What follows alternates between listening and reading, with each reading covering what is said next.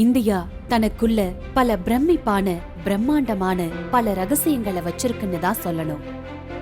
உலக நாடுகள் பலவற்றில இருந்து நம்ம நாட்டுக்கு படையெடுத்தும் சூழ்ச்சி மூலமா நாட்டை கைப்பற்றியும் வச்சிருந்தது நாம எல்லாருக்குமே தெரிஞ்ச விஷயம்தான்.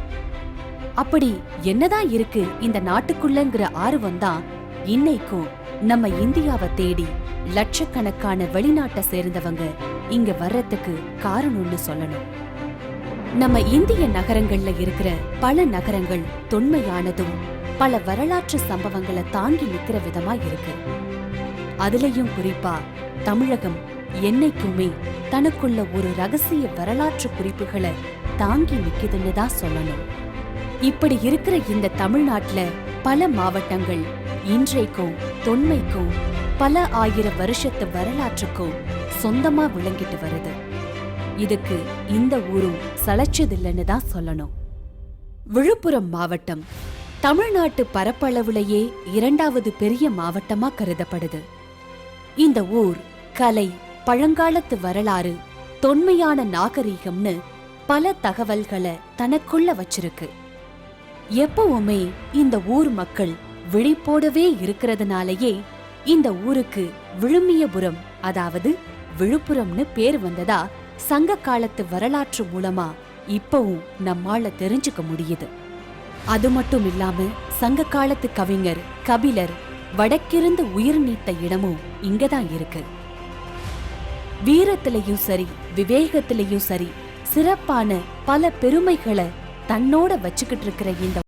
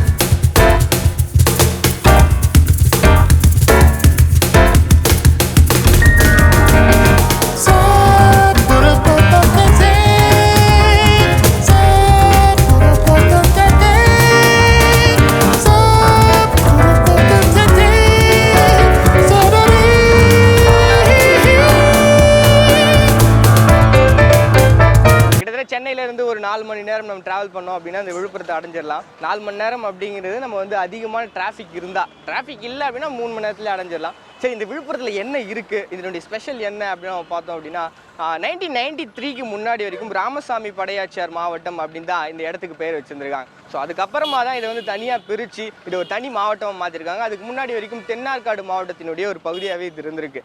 இன்றைக்கி தமிழ்நாட்டினுடைய மிகப்பெரிய மாவட்டமாக இந்த விழுப்புரம் மாவட்டம் இருக்குது. பொதுவாக விழுப்புரத்தில் என்ன பண்ண போய் பார்க்கலாம் அப்படின்னா செஞ்சி கோட்டை மட்டும்தான் நமக்கு நினைவுக்கு வரும். ஸோ அதை தாண்டி வேறு என்ன இருக்குது அப்படின்னு பார்த்தீங்கன்னா தென்னக ரயில்வேனுடைய ஒரு சிறப்பான ஏ கிரேட் ரயில்வே ஜங்ஷன் வந்து இந்த இடத்துல தான் இருக்குது. அதை தாண்டி வேறு என்னென்னலாம் இருக்குது அப்படின்ற கேள்வி எனக்குள்ளேயும் இருக்குது. அதற்கான பதில் இன்னைக்கு நம்ம ஷோல கிடைக்க போகுது. வாங்க போலாம்.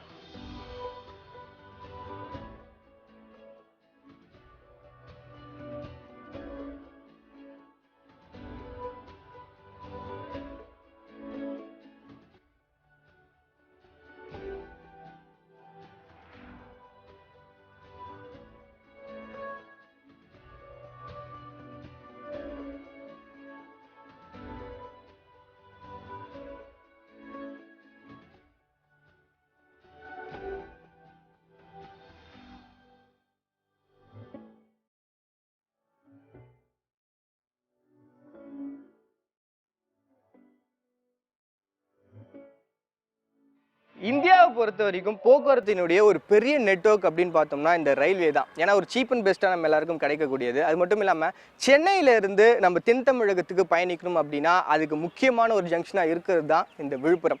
ஒரு காலகட்டத்துக்கு முன்னாடி வரைக்கும் பார்த்தோம்னா நிறைய பேர் வந்து ஒரு ரொம்ப தூரத்துக்கு ட்ராவல் பண்ணணும் அப்படின்னா இந்த ரயில்வே தான் ஒரு முக்கியமான பிரதானமான ஒரு போக்குவரத்தாக யூஸ் பண்ணியிருக்காங்க. நிறைய சுதந்திர போராட்ட வீரர்கள் பார்த்தோம்னா அந்த சென்னை மாகாணத்துக்கு போகணும் அப்படின்னாலும் இந்த தென் தமிழகத்துக்கு போகணும் அப்படின்னாலும் இந்த விழுப்புரத்தை தான் ஒரு பிரதான போக்குவரத்து ஜங்ஷனாக யூஸ் பண்ணியிருந்திருக்கிறாங்க. இப்போ தமிழகத்தில் வந்து 5 ஏ கிரேட் ஜங்ஷன் இருக்குங்க. அதில் ரொம்ப முக்கியமானதாக பார்க்கப்படுறது இந்த விழுப்புரம் ஜங்ஷன் தான். உள்ளே வரும்போதே வந்து தாம்பரத்தில் எப்படி ரொம்ப பரபரப்பாக இயங்கிட்டு இருப்பாங்களோ ஸோ அப்படி தான் இந்த இடமும் இருக்குது. ஸோ இந்த இடம் எவ்வளோ பெருசாக இருக்கணும் அப்படின்னு தெரிஞ்சுக்கணும்னு ஆசைப்பட்டேன். பார்த்தீங்கன்னா 20 ஏக்கரில் இந்த இடம் அமைஞ்சிருக்கு. இது மட்டும் இல்லாமல் இந்த விழுப்புரத்தினுடைய ஒன் ஆஃப் த லேண்ட்மார்க்காக இருக்கிறது தான் இந்த விழுப்புரம் ஜங்ஷன்.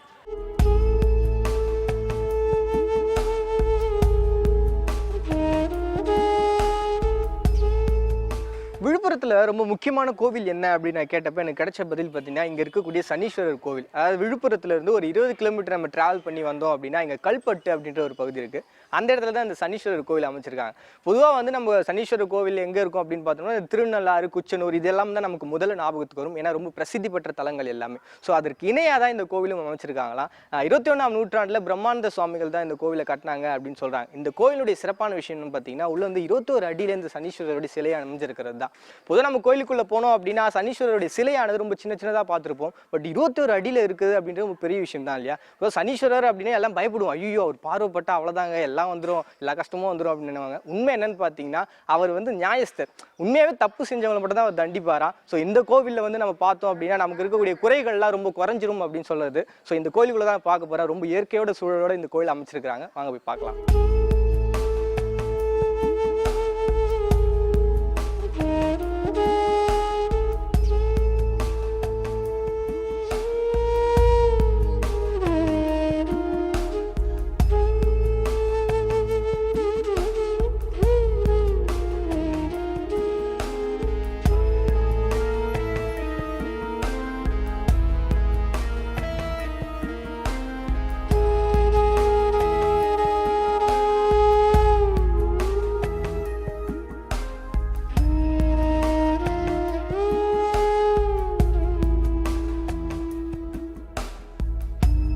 இருபத்தி 21ஆம் நூற்றாண்டில் சமீபத்தில் கட்டப்பட்டது தான் இந்த சனீஸ்வரர் கோவில். இந்த கோவிலுடைய சிறப்பான விஷயம் என்னன்னு பார்த்தீங்கன்னா இந்த சாமியினுடைய சிலை தான். கிட்டத்தட்ட 21 அடியில் பிரம்மாண்டமாக இது இருக்குது. அதற்கு காரணம் என்ன அப்படின்னு பார்த்தீங்கன்னா எவ்வளவுதான் முயற்சி பண்ணியும் ராவணனுக்கு வந்து சாகா வரம் அப்படின்றது கிடைக்கவே இல்லையா. ஸோ அவருடைய மகன் இந்திரஜித்துக்கு அந்த வரம் கிடைக்கணுன்றதுக்காக நிறைய தவம் பண்ணுறாரு. அந்த தவத்தினுடைய பலனா எல்லா கிரகங்களும் அவருடைய கட்டுக்குள்ளே வந்துடுது. ஸோ இதை பார்த்து அங்கே இருக்கக்கூடிய அந்த தேவர்கள் எல்லாமே ரொம்ப அச்சப்படுறாங்க. ஏன்னா இவர் ரொம்பவுமே கொடுமைப்படுத்துறது அப்படின்ற விஷயத்தினால. ஸோ அப்போ என்ன பண்ணுறாரு அப்படின்னு பார்த்தீங்கன்னா நம்மளுடைய நாரதர் போயிட்டு இந்த சனீஸ்வரர்கிட்ட சொல்லிடுறாரு, எப்படியாவது ஒரு முறை அவருடைய பையனை நீ பார்த்துரு அப்படின்னு சொல்லிட்டு. ஸோ எல்லா கட்டுப்பாடுகளையும் மீறி சனீஸ்வரர் அவருடைய பிள்ளையை பார்த்துடுறாரு. பார்த்த உடனே என்னுடைய கட்டுப்பாட்டில் இருக்கக்கூடிய கிரகம் அவர் எப்படி பார்க்கலாம்னு சொல்லிட்டு போய் அவருடைய காலை வந்து உடைச்சிடுறாங்க. ஸோ அப்படி உடைச்சிறதுனால தான் அவருடைய வலது காலானது குட்டையா இருக்கும் அப்படின்னு சொல்லுவாங்க. ஸோ இந்த கோவிலில் இருக்கக்கூடிய அந்த சிலையை நம்ம பார்த்தோம்னா கூட தெரியும், இடது காலை வந்து ஊன்றி இருப்பாங்க, வலது காலை வந்து அந்த காகத்தின் மேலே வச்சிருக்காங்க. ஸோ அதை பிரதிபலிக்கிற விதமாக தான் இந்த சிலையும் வடிவமைச்சிருக்காங்க அப்படின்றது இதனுடைய சிறப்பு.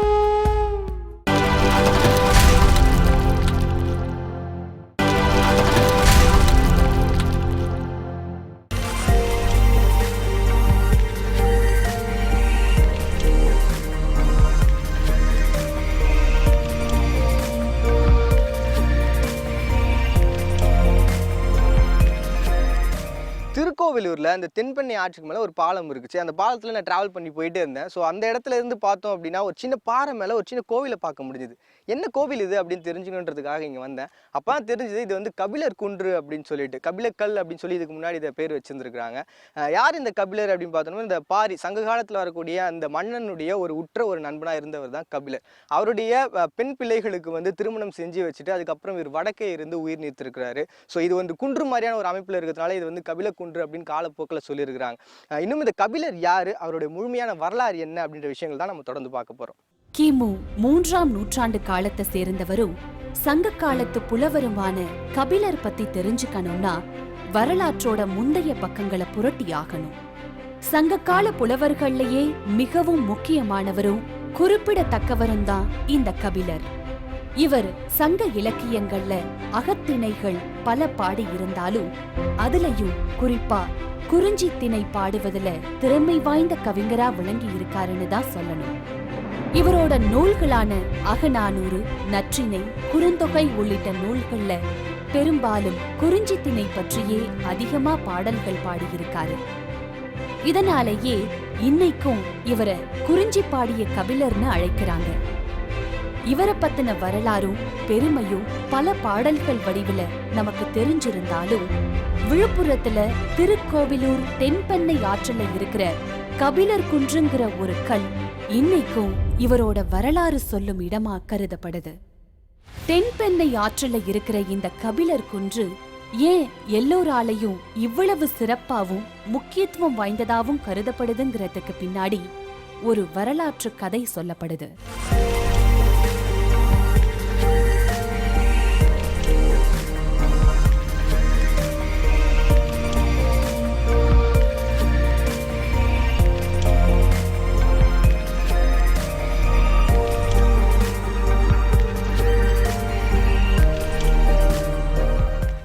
சிறிய படிக்கட்டுகள், குறுகலான ஒரு அமைப்பு, அது கடந்து போனோம் அப்படின்னா தான் உள்ளே இருக்கக்கூடிய ஒரு சிவலிங்கத்தை நம்மளால் பார்க்க முடியும். சரி, கபிலர் குன்று அப்படின்னு அவருடைய சிலையை வச்சுருப்பாங்க, கபிலர் அவருடைய சிலைன்னு நினச்சேன். பட் ஆனால் உள்ளே இருந்தது சிவலிங்கம். இதனுடைய கட்டிட அமைப்பை பொறுத்த வரைக்கும், அதாவது செங்கற்களால் அடுக்கப்பட்ட 14ஆம் நூற்றாண்டினுடைய கட்டிட பாணி அப்படின்னு சொல்லி தொல்பொருள் ஆராய்ச்சியாளர்கள்லாம் குறிச்சிருக்கிறாங்க. இந்த இடத்தை பொறுத்த வரைக்கும் இன்னைக்கு வந்து ஒரு பெரிய லேண்ட்மார்க்காக இருக்குது. கபிலர் யார் அப்படின்னு நம்ம பார்த்தோம்னா, பாரி மன்னர். சங்க காலத்தில் வாழ்ந்த முக்கியமான மன்னர்களை ஒருத்தர். நம்ம கூட படிச்சிருப்போம், முல்லைக்கு தேர் கொடுத்தான் பாரி அப்படின்னு சொல்லிட்டு. ஸோ அப்பேற்பட்ட இந்த மன்னர் தான் ஒரு பெரிய கொடைவள்ளலாக இருந்தவர். அந்த மன்னருடைய உற்ற நண்பனாக இருந்தவர் தான் கபிலர். பாரி இறந்ததுக்கு அப்புறம் அவருடைய பெண் பிள்ளைகளாக இருந்தவங்க அங்கவை சங்கவை. ஸோ அவங்களுக்கு வந்து இவர் திருமணம் பண்ணி வச்சுட்டு இந்த இடத்துல இருக்கக்கூடிய இந்த பாறையின் மேலே வந்து வடக்கு நோக்கி உயிர் திருடுறார். கபிலரை பொறுத்த வரைக்கும் ஒரு சிறந்த ஒரு புலவர் அப்படின்றது நம்ம எல்லாரையும் பார்க்க முடியும். ஏன்னா சங்ககால இலக்கியங்களை பொறுத்த வரைக்கும் இந்த குறுந்தொகையாக இருக்கட்டும், ஐங்குறுநூறு, அகநானூறு, இந்த மாதிரியான எல்லா இலக்கியங்களிலுமே வந்து அவருடைய பாடல்கள் இருக்கும். அதனால தான் குறிஞ்சி கவிஞர் அப்படின்னு சொல்லி கூட இவர் பேர் வந்து சொல்லுவாங்க. ஸோ அப்பேற்பட்ட ஒரு சிறப்பு மிக்கவர் தான் கபிலர். கடையேழு வள்ளல்கள்ல ஒருத்தரும் மிகவும் முக்கியமானவருமா இருக்கிறவர் தான் பாரி மன்னன். இவரு பரம்பு மலைய தலைமையா வச்சு தன்னோட ஆட்சிய செஞ்சுக்கிட்டு வந்தாரு. இவரோட நண்பரும் பாரியோட அரசவை புலவர்கள்ல முக்கியமானவரா திகழ்ந்தவர் தான் புலவர் கபிலர்.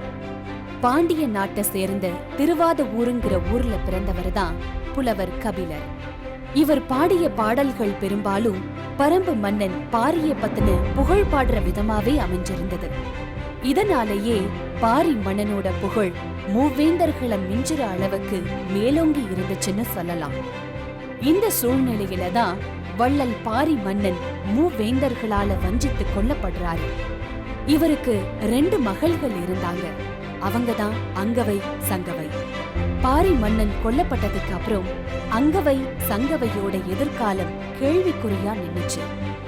பாரியோட நெருங்கிய நண்பராய் இருந்த கபிலர் அவரோட பெண்களுக்கு திருமணம் செஞ்சு வைக்க நினைச்சு அவங்களுக்கு வரன் தேடுறாரு.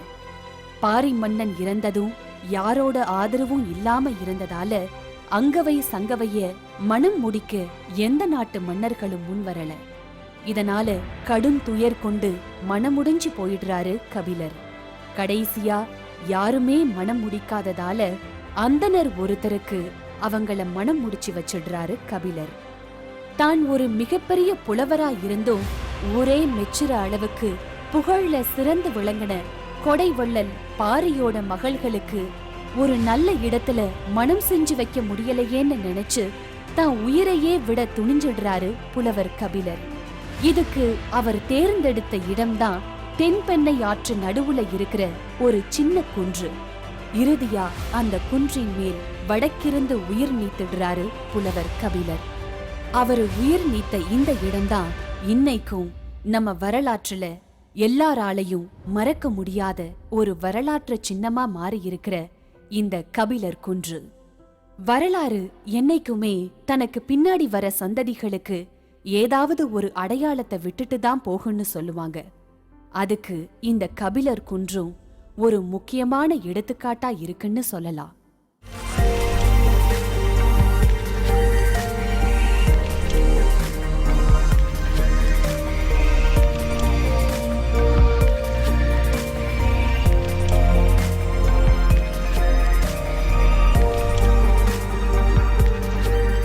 தென்பெண்ணை கரையாற்றங்கரை ஓரத்தில் இந்த கபிலர் குன்று நான் பார்த்தேன். ஒரு எதர்ச்சியாக தான் பார்க்க முடிஞ்சது. ஆனால் இவ்வளவு பெரிய ஒரு புலவரினுடைய ஒரு உயிர் துறந்த இடம் அப்படின்றது இங்கே வந்து பார்த்ததுக்கு அப்புறம் தான் என்னால் புரிஞ்சுக்க முடிஞ்சது. இன்னும் நிறைய விஷயங்கள் இருக்குது, சுவாரஸ்யமாக தொடர்ந்து பயணிக்கலாம் வாங்க.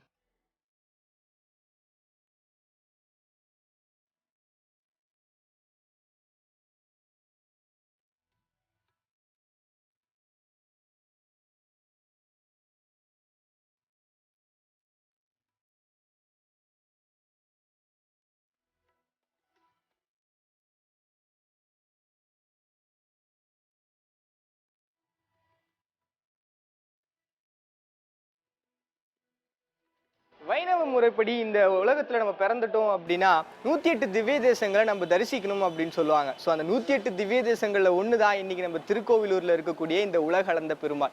உலகளந்த பெருமாள் அப்படின்ற பேர் கேட்டவொடனே நம்ம எல்லாருக்குமே தெரிஞ்சிருக்கும். உலக அளக்கக்கூடிய ஒரு விஷயம் இதோட சம்பந்தப்பட்டிருக்கு அப்படின்னு சொல்லி. ஸோ மகாபலி சக்கரவர்த்தி அப்படின்னு சொல்லி ஒரு மிகப்பெரிய மன்னர் இருந்திருக்காரு. ஸோ அந்த மன்னருக்கும் இந்த இடத்துல நடந்த ஒரு விஷயம் தான் இந்த கோவிலுடைய வரலாறாவே அமைஞ்சிருக்கு.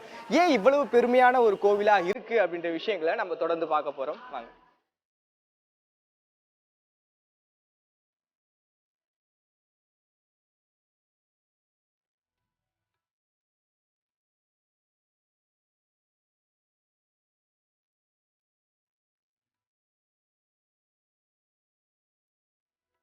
இப்போ ஒவ்வொரு ஊருக்கும் நம்ம போகிறோம் ட்ராவல் பண்ணி அப்படின்னு பார்த்தீங்கன்னா அந்த ஊருக்குன்னு தனிப்பட்ட ஒரு தெய்வம் இருக்கும். எல்லாருமே வந்து அந்த தெய்வத்தை தான் போய் வணங்குவாங்க. ஸோ அப்படி இந்த திருக்கோவிலினுடைய சிறப்பான விஷயம் பார்த்தீங்கன்னா இந்த உலகளந்த பெருமாள் தான். கோயிலுக்குள்ளே வரும்போதே நம்மளால் பார்க்க முடியுது, ஒரு 5 நிலைகளில் வந்து கோபுரங்கள் இருக்குது. நடுநாட்டு திருப்பதி அப்படின்ற ஒரு சிறப்பான பெயர் இந்த கோவிலுக்கு வச்சிருக்காங்க. ஏன்னு பார்த்தோம்னா 108 திவ்ய தேசங்களில் ஒன்றா இருக்கக்கூடிய இந்த பகுதி இங்கே இருக்கக்கூடிய உலகளந்த பெருமாளினுடைய அந்த உருவம் தான். ஏன்னா இந்த மகாபலி சக்கரவர்த்தி அப்படின்னு சொல்லி ஏற்கனவே ஒரு கதை சொன்னோம் இல்லையா? ஸோ அந்த கதையோட இது சம்பந்தப்பட்ட ஒரு விஷயமாவே இருக்கு. ஏன்னா இங்க காஞ்சிபுரத்திலையும் வந்து உலகளந்த பெருமாள் இருப்பாங்க. அந்த காஞ்சிபுரத்தில் இருக்கக்கூடிய உலகளந்த பெருமாளுக்கும் இங்க இருக்கக்கூடிய இந்த உலகளந்த பெருமாளுக்கும் இருக்கக்கூடிய வேறுபாடு என்ன அப்படின்னு பார்த்தீங்கன்னா, இங்க இருக்கக்கூடிய சுவாமி அதாவது தாருவாள் மரம் அப்படின்ற ஒரு மரத்தால அந்த திருவுருவமானது செஞ்சிருக்கிறாங்க. வலது கால தூக்குனா மாதிரி வச்சிருக்கிறாங்க. ஸோ நம்ம காஞ்சிபுரத்தில் இருக்கக்கூடிய உலகளந்த பெருமாள் வந்து இடது கால தூக்குனா மாதிரியான ஒரு அமைப்புல அதை வடிவமைச்சிருக்கிறாங்க. ஸோ இதுதான் அதனுடைய வேறுபாடாவே இருக்கு. நம்ம கோயிலுள்ள பார்க்கும்போது தெரியுது, இந்த கற்களால் அமைக்கப்பட்ட இந்த அமைப்பு, மீன் சின்னம், இது மாதிரியான நிறைய விஷயங்களை பொறிச்சிருக்காங்க. இதெல்லாம் வச்சு பார்க்கும்போது கிட்டத்தட்ட இது 1000-2000 வருடங்கள் பழமையான கோவில் அப்படிங்கிறத நம்மளால உணர முடியுது. இந்த கோவிலினுடைய சிறப்பான இன்னொரு விஷயம் என்ன அப்படின்னு பார்த்தீங்கன்னா, மற்ற திவ்ய தேசங்கள்ல அதாவது ஒரு சிவன் கோவில்ல தான் நம்மளால பார்க்க முடியும். அது என்ன அப்படின்னு பார்த்தீங்கன்னா விஷ்ணு துர்கை இவங்க சுயம்பு மூர்த்தியா அமைஞ்சிருக்கிறது இந்த இடத்துல தான். இன்னும் இந்த கோவில் சம்பந்தமான நிறைய விஷயங்கள் சொல்லிக்கிட்டே இருக்காங்க. அது தொடர்ந்து என்ன அப்படிங்கிறத நம்ம தொடர்ந்து பார்க்க போறோம் வாங்க.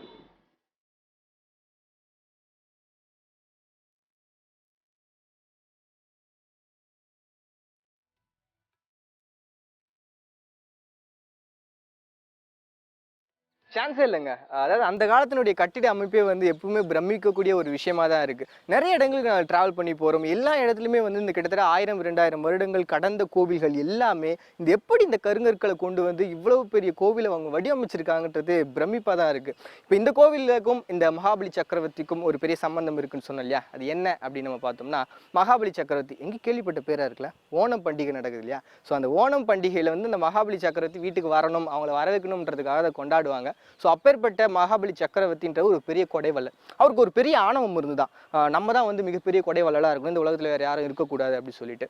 ஸோ அந்த கொடைவள்ளல் அந்த எண்ணத்தை வந்து போக்கணும் அப்படின்றதுக்காக விஷ்ணு வந்து ஒரு வாமன அவதாரம் எடுத்துறாரு, அது குள்ளமார் சொல்லிட்டு. ஸோ இவர் வந்து பூஜை பண்ணிட்டு இருக்க அந்த சமயத்தில் சுக்கராச்சாரியார், அதாவது அசுரர்களுக்கான ஒரு தலைவராக இருந்தவர், ஸோ அவரை வச்சு அந்த ஒரு பூஜையானது நடந்துட்டு இருக்கு. அந்த சமயத்தில் வாமன அவதாரம் எடுத்துட்டு விஷ்ணு வரார். வந்தப்ப அவங்ககிட்ட கேட்குறாரு, எனக்கு வந்து 3 அடி மண் கொடு அப்படின்னு சொல்லிட்டு. ஸோ இது வந்திருக்கிறது வந்து விஷ்ணு அப்படின்றது தெரிஞ்சிச்சு நம்மளுடைய சுக்கராச்சாரியாருக்கு. பட் அதை தடுக்க முற்படுறாரு. இருந்தாலும் வந்து மகாபலி சக்கரவர்த்தி ஒத்துக்கிறார். ஸோ அவர் கேட்ட விஷயம் என்ன அப்படின்னு பார்த்தீங்கன்னா, முதல் அடி எடுத்து வைக்கிறாரு. அது என்னன்னு பார்த்தீங்கன்னா, இந்த பூலோகம் முழுக்க நிறைஞ்சிருது. 2வது அடியை விண்வெளி வரைக்கும் கொண்டு போய் அந்த விண்வெளிகள் முழுக்க வந்து அடைஞ்சு போகுது. 3வது அடி எங்கே வைக்கணும் அப்படின்னு கேட்குறாரு. அப்போ மகாபலி சக்கரவர்த்தி என்ன பண்ணுறாருன்னா, என்னுடைய தலைகளில் வைங்க அப்படின்னு சொல்கிறாங்க. அவரோட தலையில் வைக்கிறாங்க. ஸோ அதுக்கப்புறம் அவர் கையில் இருக்கக்கூடிய கண்டியை வச்சு அவர் வந்து வார்த்து கொடுக்குறாங்க அப்படின்னு சொல்லிட்டு வரும். அந்த சமயத்தில் சுக்கராச்சாரியர் என்ன பண்ணுறாரு, ஒரு வண்டு வடிவில் வந்து அந்த கண்டியில் வந்து புகுந்துடுறாரு. ஸோ அப்படி புகுந்த அவருக்கு வந்து பக்கத்தில் இருக்கக்கூடிய புல்லை எடுத்து அவர் கண்ணை குத்திடுறாரு. ஸோ அதனால் அவருடைய கண் வந்து பறிப்போகுது. ஸோ அதுக்கப்புறம் அந்த இடத்த வந்து வார்த்து கொடுத்துறாரு. ஸோ இப்படி அவர் வந்து இந்த பூமியில் அழுத்தி அந்த மகாபலி சக்கரவர்த்தி பூமிக்கு அடியில் போயிடுறாரு. ஸோ அவருடைய அந்த ஆணவமானது அழிந்து போகுது. ஸோ அதனுடைய கதை தான் இங்கே இருக்கக்கூடிய இந்த உலகளந்த பெருமாள்.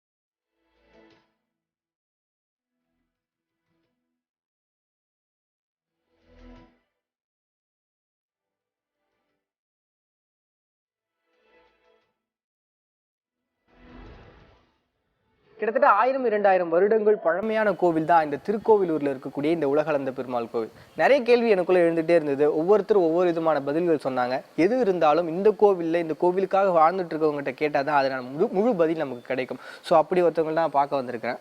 வணக்கம் சார், உங்களுடைய பேர்? மணிவண்ணன் என்னுடைய பெயர். வணக்கம் ஐயா, உங்க பேர்? நரசிம்மன் பேர். இந்த கோவிலுக்குள்ள நான் வந்தப்போ வந்து நிறைய பேர் நிறைய விதமான இந்த கோவிலை பற்றியான விஷயங்கள் சொல்லிக்கிட்டே இருந்தாங்க. இதனுடைய அற்புதமான நிறைய சொல்லிக்கிட்டே இருந்தாங்க. இந்த கோவில் எப்படி உருவாச்சு, இந்த கோவிலினுடைய வரலாறு என்ன? இந்த கோவிலுடைய பழமைன்னு பார்த்தோம்னா 2000 வருஷத்துக்கு முன்பே இங்கே பெருமாள் வந்து காட்சி தந்தான்னு வரலாறு இருக்குது. முதல்ல புராண காலங்களில் பார்த்த பொழுது 74 பிரம்மாக்களால் ஆராதிக்கப்பட்ட பெருமாள் இவர் என்று சொல்லப்படுறது.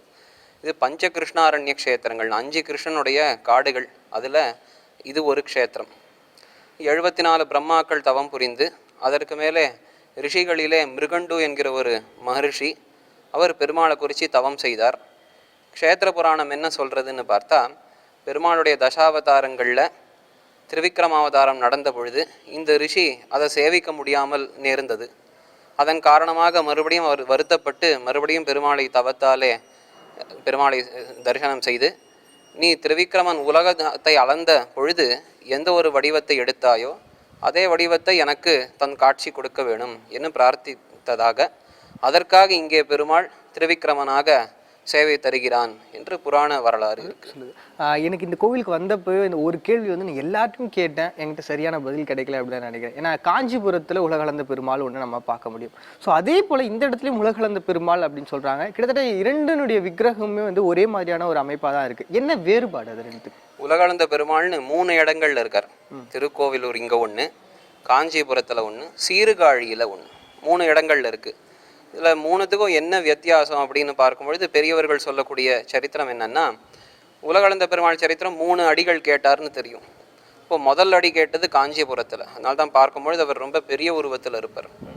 அடுத்தபடி 2வது அடியாடை எடுத்தது சீர்காழியில்.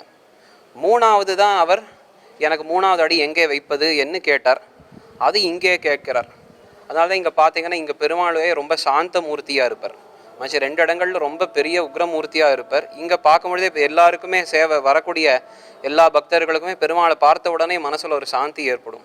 ஏன்னா இங்கே எல்லாம் சாந்தமாகி பக்தனுக்கு அனுகிரகம் செய்யணுன்ற ஒரு காரணத்தால் 3வது அடி எங்கே வைப்பது என்று சிரித்து கேட்கக்கூடியது. இன்னொரு வித்தியாசம் நீங்கள் எல்லாரும் கவனிக்கணும். மற்ற 2 இடங்களில் பெருமாளுடைய இடது திருவடி தான் தூக்கி இருக்கும், இங்கே வலது திருவடியை தூக்கி வைத்து கொண்டிருப்பார் பெருமாள். அதே போல் எல்லா பெருமாளுடைய கோயில்கள்லாம் வலது கரத்தில் தான் சக்கரம் இருக்கும். இங்கே பெருமாளுக்கு வலது கையில் சங்கம், பாஞ்சஜன்யம் சங்கம் இருக்குது. இதெல்லாம் என்ன காட்டுறது அப்படின்னா, பாஞ்சஜன்ய சங்கத்தை வலது கையிலே கொண்ட காரணத்தினாலே அவன் விரோதிகளை, அசுரர்கள் முதலிய ஒழிப்பதை தவிர்த்து வரக்கூடிய அடியவர்களுக்கு அருள் புரியணும் என்கிற காரணத்தாலே சங்கத்தை வலது கையிலே கொண்டான் என்று சொல்றது உண்டு. ஓகே, ஒவ்வொரு கோவிலுக்கும் நம்ம போகும்போது அந்த கோவிலுடைய சிறப்புன்னு சொல்லுவாங்க. இப்போ ஒரு சில கோவிலுக்கு போனால் இந்த கோவிலுக்கு வந்தீங்கன்னா நிச்சயமாக உங்களுக்கு குழந்தை பாக்கி கிடைச்சிடும் அப்படின்னாங்க. அப்படி இந்த கோவிலுடைய சிறப்பு என்ன? அந்தபடி பார்த்தா இங்கே பெருமாளுடைய பாதத்திலேயே அசுர குருவான சுக்ராச்சாரியர் இருக்கிறார். அப்போது சுக்ரன் யாரோடைய ஜாதகத்தில் இந்த சுக்ரன் பாதிப்பு இருக்கோ அவர்களெல்லாம் இந்த பெருமாளை வந்து வழிபட்டார்களே ஆனால் அந்த தோஷமெல்லாம் நிவர்த்தி ஆகும். சுக்ரன் எதற்காக அதிபதி? சுக்ரன் அவங்களை வணங்கினா நமக்கு என்ன கிடைக்கும்? இல்லை, சுக்ரன் வந்து பொதுவாக இப்போ ராகுவும் முதலியவர்கள் போல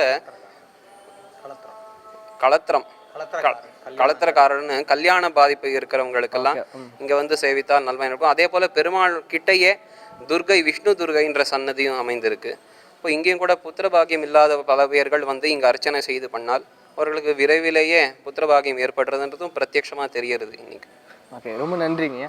அண்ட் நிறைய ஏற்கனவே சொன்னது போல் ஒரு சில விஷயங்களை வந்து இந்த கோவிலில் இருக்கவங்க அதுக்காக வாழ்ந்துட்டு இருக்கவங்கள்ட்ட கேட்டால் மட்டும்தான் நமக்கு தெரியும். ஸோ அப்படி தான் அந்த கேள்வி, உலகளந்த பெருமாள் அங்கே ஒன்று இருக்கே இங்கே ஒன்று இருக்கேன்ட்டு இப்போ தான் தெரியுது. சீர்காழிலையும் ஒன்று இருக்குது. இந்த மூன்றுக்கும் முன்னே ஒற்றுமை தான் அந்த மகாபலி சக்கரத்தினுடைய அந்த 3 அடி வைத்ததுக்கான காரணம் அப்படின்னு சொல்லிட்டு ரொம்ப சிறப்பான ஒரு விஷயமா இருந்து உங்ககிட்ட பேசுனது எனக்கு ஒரு பெரிய விரிவான ஒரு விளக்கம் தான் எனக்கு கிடைச்சது. ரொம்ப நன்றி.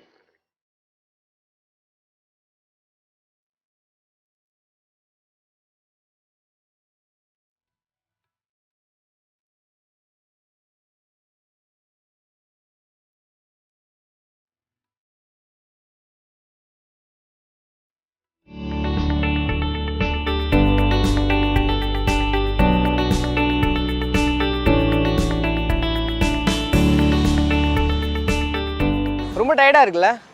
பார்த்துட்டு இருக்க உங்களுக்கே டயர்டாக இருக்குது அப்படின்னா ட்ராவல் பண்ண நமக்கு எவ்வளோ டயர்டாக இருக்கும். சார், ட்ராவல் அப்படின்னாலே ரொம்ப டயர்டாக தான் இருக்கும். இந்த டைமில் ஏதாவது டீ அது மாதிரி சாப்பிட்டோம் அப்படின்னா இன்னும் கொஞ்சம் எனர்ஜி ஆகணும்னு ஆசைப்பட்டேன். பட் இந்த ரயில்வே ஜங்ஷன் பக்கத்தில் ஒரு கடை இருக்குது. இந்த பக்கம் யாராவது ட்ராவல் பண்ணி போனாங்க இல்லை கடந்து போனாங்க அப்படின்னா இங்கே இருக்கக்கூடிய டீ கடையில் டீ சாப்பிடாமல் போகவே மாட்டாங்களாம். அவ்வளோ டேஸ்ட்டாக இருக்கும் அப்படின்னு சொன்னாங்க. நான் கூட டீ குடிக்கலாம் அப்படின்னு நினைக்கிறேன். வாங்க போகலாம்.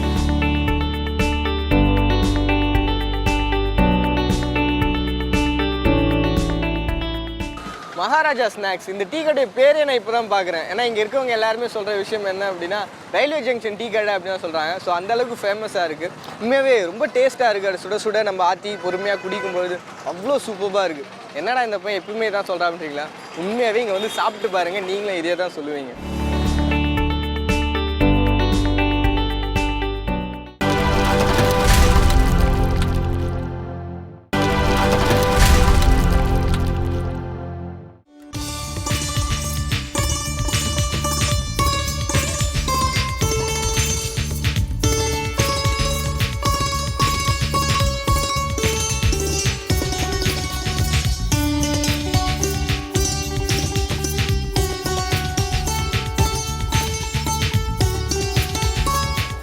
மேல்மலையனூர் அங்காள பரமேஸ்வரி கோவில். இந்த கோவில் இந்த பார்க்கணும் அப்படின்றதுக்காக நான் இங்கே வரும்பொழுது இங்கே இருக்கவங்க சொன்ன விஷயம் என்னன்னா, இந்த கோவிலோட மண்ணை மிதிச்சிட்டலாப்பா, உனக்கு இருக்கக்கூடிய தோஷங்கள்லாம் நீங்கிரும், உன்னை பிடிச்ச அந்த பீடெல்லாம் போயிடும் அப்படின்னு தான் சொன்னாங்க. ஸோ அந்தளவுக்கு ஒரு புகழ்பெற்ற கோவில் அப்படின்ற விஷயம் எனக்கு தெரிய வந்துருச்சு. ஸோ இந்த கோவிலுடைய வரலாறு என்ன அப்படின்னு நம்ம பார்த்தோம் அப்படின்னா, பிரம்மன் வந்து சிவனை பார்க்கறதுக்காக வராங்க. ஸோ அப்படி பார்க்க வந்தப்போ தூரத்தில் வந்து பார்வதி தேவி பார்க்குறாங்க. அவங்க பார்த்தா அவங்களுக்கு எப்படி தெரிஞ்சது அப்படின்னா சிவன் அப்படின்னு நினச்சிட்டாங்க. ஏன்னா சிவனுக்கும் 5 தலை இல்லையா? ஸோ வந்து பிரம்மனுடைய காலில் போய் விழுந்துடுறாங்க. ஸோ விழுந்ததுக்கு அப்புறம் தான் தெரியுது அது பிரம்மன் அப்படின்னு சொல்லிட்டு. ஸோ பிரம்மன் பார்த்த உடனே என்ன சொல்றாரு அப்படின்னா, சிவன் நினைச்சிட்டியா அப்படின்னு சொல்லிட்டு எள்ளி நகையாடுறாரு. ஸோ இதை பார்த்த உடனே பார்வதி அம்மனுக்கு வந்து கோபம் வந்துடுது. ஸோ அதனால என்ன பண்றாங்க, சிவனை கூப்பிடுறாங்க. சிவன் வந்ததுக்கு அப்புறம் பிரம்மனுடைய தலையை வெட்டிடுறாரு, ஒரு தலையை. ஸோ இன்னைக்கு கூட நம்ம பார்த்தோம் அப்படின்னா பிரம்மாவுக்கு வந்து 4 தலைகள் தான் இருக்கும். அதில் ஒரு தலையை வெட்டிறதுனால ஸோ பிரம்மன் தலையை வெட்டினதுக்கு அப்புறம் சிவனுடைய கையில அந்த தலையானது ஒட்டிக்குது. ஸோ சிவனுடைய கையில் அந்த தலையை ஒட்டினதுக்கு அப்புறம் இந்த விஷயம் வந்து சரஸ்வதி தேவிக்கு போகுது. ஸோ இந்த மாதிரி நீ பண்ணிட்டியா, இது பார்வதினால் தான் உருவாச்சு, அதனால நீ என்ன பண்ற, நீ வந்து இந்த மாதிரி கைலாயத்தில் இருக்கவே கூடாது, நீ பூலோகத்துக்கு போ, நீ அரண்மனையில் வாழ்ந்தவ, அதனால இனிமேல் நீ புத்துல தான் வாழ போற அப்படின்னு சொல்லிட்டு சாபம் விட்டுறாங்க. ஸோ அப்படி உருவானதாக தான் இந்த கோவிலை சொல்றாங்க. இது மட்டும் இல்லாமல் இன்னும் நிறைய வரலாறுகள் இருக்கு இந்த கோவில் சம்பந்தமா. அதெல்லாம் நம்ம தெரிஞ்சுக்க போறோம், வாங்க.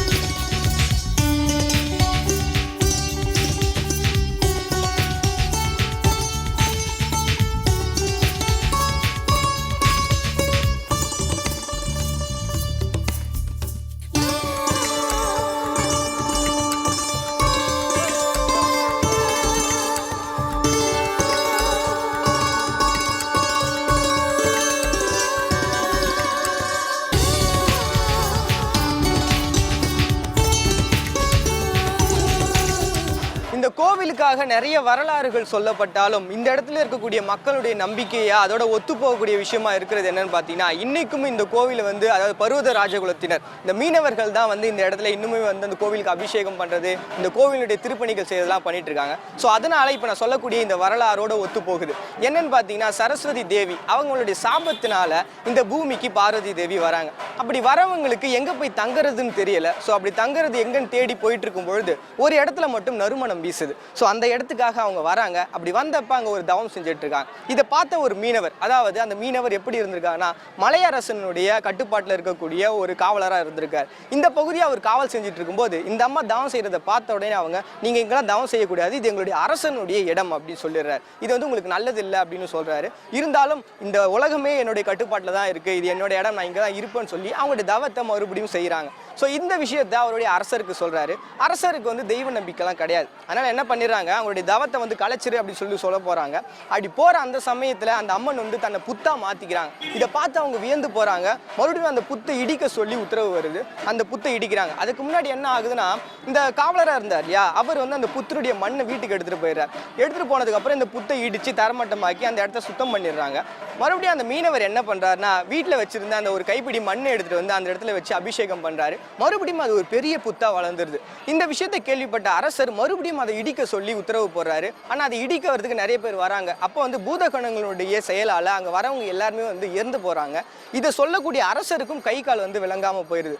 இப்போதான் அவருக்கு நம்பிக்கை வருது. ஸோ இந்த அம்மனை வந்து வழிபட்டு அவருடைய அந்த பாவங்கள்லாம் நிவர்த்தி அடையுது. அவர் கை கால்லாம் குணமாகுது. இன்னைக்கு கூட நிறைய பேர் இந்த கோவிலுக்கு வந்து அவங்களுடைய பாவங்கள் நிவர்த்தி ஆகிறதற்கு சரி, நிறைய எதிரிகளுடைய சாபங்கள், எதிரிகளுடைய பிரச்சனைகள்லாம் நீங்குது அப்படின்றது இங்கே இருக்கக்கூடிய மக்களுடைய விஷயமா இருக்கு. இன்னொரு முக்கியமான விஷயம் என்னன்னா, பிரம்மஹத்தி தோஷம் குணமானது இந்த இடம் தான் சொல்றாங்க. அதுக்கு என்ன ரீசன் அப்படின்றத நம்ம தொடர்ந்து பார்க்கலாம் வாங்க.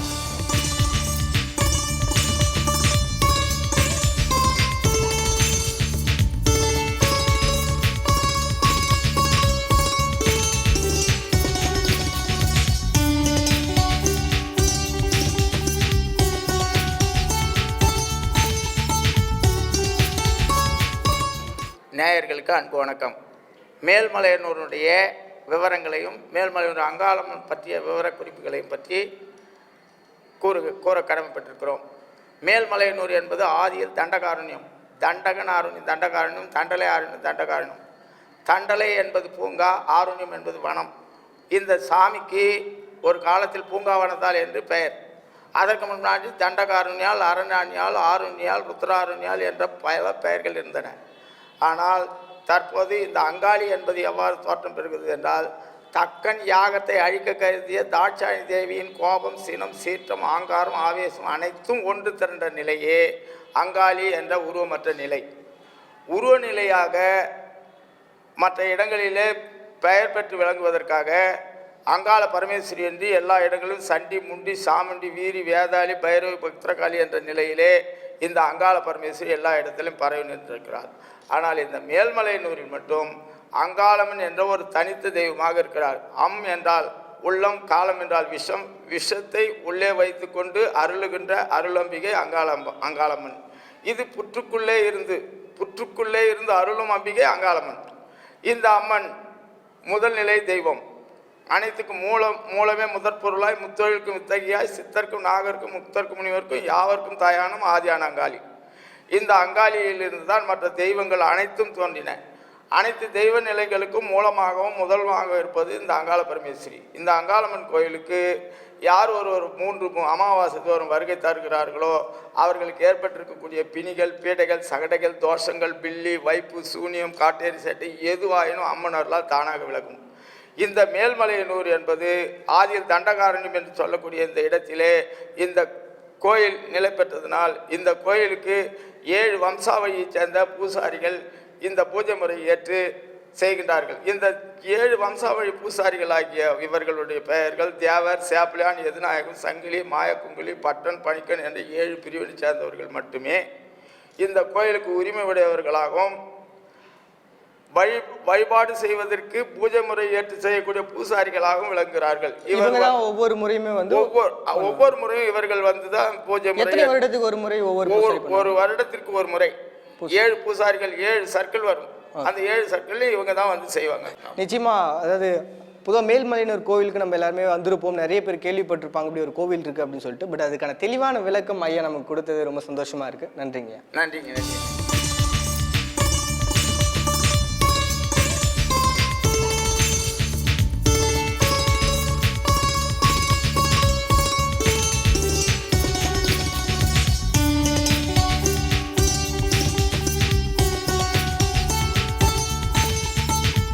பிரம்மஹத்தி தோஷம் நீங்கினதுக்கான வரலாறாக சொல்லக்கூடிய விஷயம் என்னன்னு பார்த்தீங்கன்னா, அதாவது ஒரு புறம் வந்து சரஸ்வதியினுடைய சாபத்தால் பார்வதி தேவி இந்த பூலோகத்துக்கு வந்துடுறாங்க. மறுபுறம் என்ன ஆகுது அப்படின்னா, பிரம்மனுடைய தலையானது சிவனுடைய கையில் ஒட்டிக்குது. ஸோ அப்படி ஒட்டிக்கிறதுனால அவருக்கு பிரம்மஹத்தி தோஷமானது உருவாகிறது. ஸோ அவர் என்ன பண்ணுறாரு அப்படின்னா, இந்த பூலோகத்தில் அவரும் சுற்றி திரிகிறாரு. அவருக்கு யாருன்னே அவருக்கு தெரியல, அடையாளம் தெரியல. ஸோ அப்படி இங்கே இருக்கக்கூடிய சுடுகாடு இந்த மாதிரி இடங்கள்லாம் அவர் சுற்றி திரிஞ்சுக்கிட்டு இருக்கார். ஸோ இதற்கான விமோச்சனம் என்ன அப்படின்னு சொல்லிட்டு விஷ்ணுகிட்ட கேட்கும்போது அவர் சொல்கிற விஷயம் தான் என்னன்னா, இங்கே பூலோகத்தில் நீங்கள் 2 பேரும் இருப்பீங்க, எப்போ சிவன் வந்து உங்களை சந்திக்கிறாரோ அப்போ தான் உங்களுக்கான தோஷம் தீரும் அப்படின்னு சொல்லிட்டு.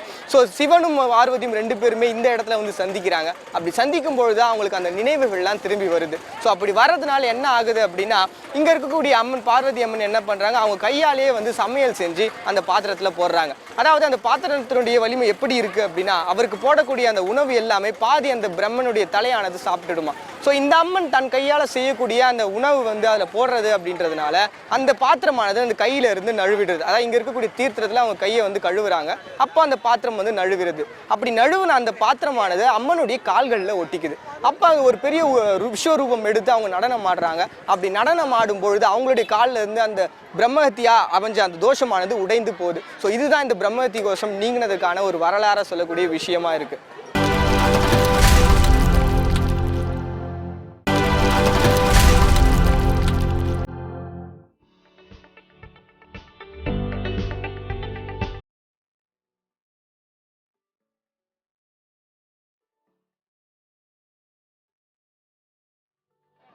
சின்ன வயசில் அப்பா அம்மா கிட்ட அழுது உருண்டு பிறண்டு எனக்கு வாங்கி கொடுத்தே ஆகணும்னு சொல்லி வாங்க ஞாபகம் இருக்குது. 10 ரூபாய்க்கு அப்போ வாங்கி கொடுத்தாங்கன்னு நினைக்கிறேன். பட் இப்போ வந்து 30 ரூபாய்க்கு நான் இந்த இடத்துல வாங்கியிருக்கேன்.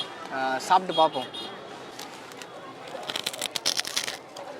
பட் என்னதான் இருந்தாலும் அந்த பசுமையான நினைவுகளுக்குன்னு தனி மதிப்பு இருக்குல்ல. ஸோ இந்தமாதிரிலாம் வரும்போது ரொம்ப ஃபீலிங்ஸாக தான் இருக்குது. பட் இந்த சமயத்தில் நம்ம என்ஜாய் தான் பண்ணணும், ஃபீலிங் பண்ணக்கூடாது. வாங்க அடுத்த இடத்துக்கு போவோம்.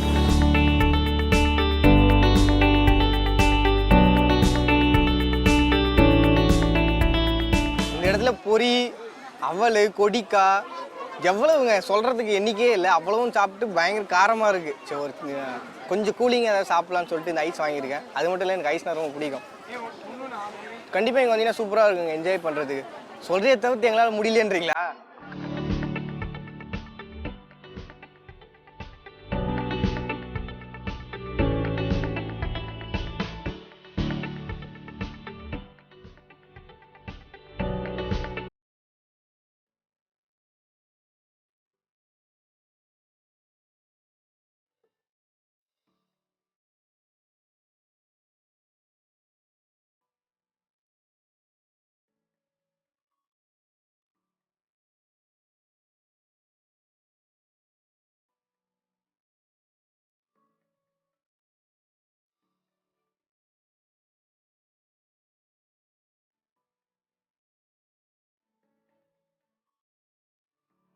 விழுப்புரத்தை பொறுத்த வரைக்கும் விழிப்போடு இருக்க ஊர் அப்படின்ற இன்னொரு பெயர் கூட இந்த ஊருக்கு இருக்குது. சித்திரை மாதத்தை பொறுத்த வரைக்கும் விழுப்புரத்தில் விழாக்கள் நடக்குது அப்படின்னு சொல்கிறத விட இந்த விழுப்புரம் முழுக்கவே வந்து விழாக்கோலம் பூண்டு இருக்குது அப்படின்னு தான் சொல்லணும். நான் ஒரு பக்கம் பார்த்தோம்னா இந்த கூவாகம் திருவிழா, அது பெரிய திருநங்கைகளுக்கான ஒரு திருவிழாவாக இருக்குது. ஏன்னா உலகம் முழுக்க இருக்கக்கூடிய அத்தனை பேரும் அங்கே வராங்க. இன்னொரு புறம் பார்த்தா இங்கே ஆஞ்சநேயர் கோயிலுடைய திருவிழா, அதாவது 10 நாள் தெப்ப திருவிழா நடக்குமா. அதோட சேர்த்து இங்கே இருக்கக்கூடிய கடைகள்லாம் வந்து ஒரு 28 நாளுக்கு நடக்குது. பொதுவாக இந்த இருக்கக்கூடிய பெண்கள் எல்லாருமே வீட்டில் வந்து அடைஞ்சு கிடப்பாங்க. ஸோ அவங்களுக்கு இது ஒரு பெரிய சொர்க்கமாக தான் இருக்குது. ஏன்னா பர்ச்சேசிங்க்கு வரதா இருக்கட்டும், வீட்டை விட்டு வெளியில் வந்து அவங்க என்ஜாய்ஃபுல்லாக இருக்கிறதுக்கான ஒரு களமாக இது அமைஞ்சிருக்கு. நிறைய பார்த்தீங்கன்னா பெண்களை பார்க்க முடியுது இந்த இடத்துல. அதோட நிறைய பேர் வந்து அவங்களுடைய பர்ச்சேசிங் சின்ன சின்ன விஷயங்கள் சின்னதாக இருக்கும்ல, நம்ம லைஃப்பில் வந்து ரொம்ப ஆசைப்பட்டிருப்போம். சின்ன ராட்டனம் போகலாம், அங்கே போய் பானிபூரி சாப்பிட்லாம், நாகப்பழம் வாங்கி சாப்பிட்லாம், சின்ன சின்ன ஆசைகள்லாம் இருக்கும் இல்லையா. அந்த ஆசைகள்லாம் இந்த இடத்துல பூர்த்தி அடையுது அப்படின்னு தான் சொல்லணும். நானும் இங்கே போயிட்டு ட்ராவல் பண்ண போகிறேன், என்ஜாய் பண்ண போகிறேன். என்னோட சேர்ந்து நீங்களும் என்ஜாய் பண்ண போகிறீங்க, வாங்க.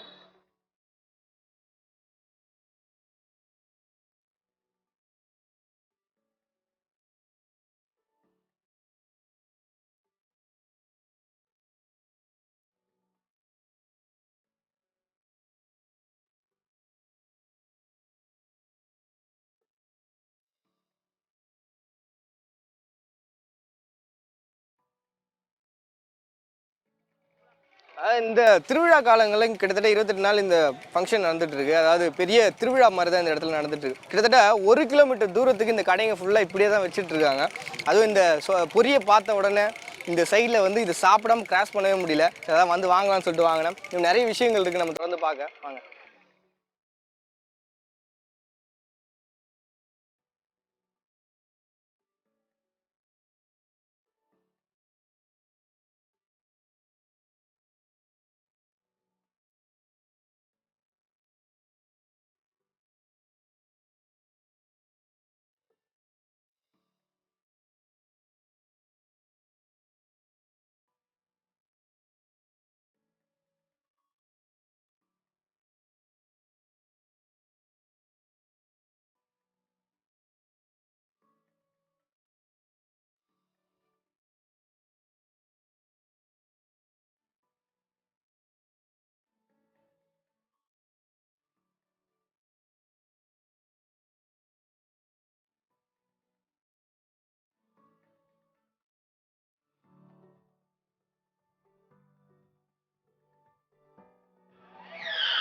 ஒரு நிமிஷம் கொஞ்சம் கேராக இருக்குது.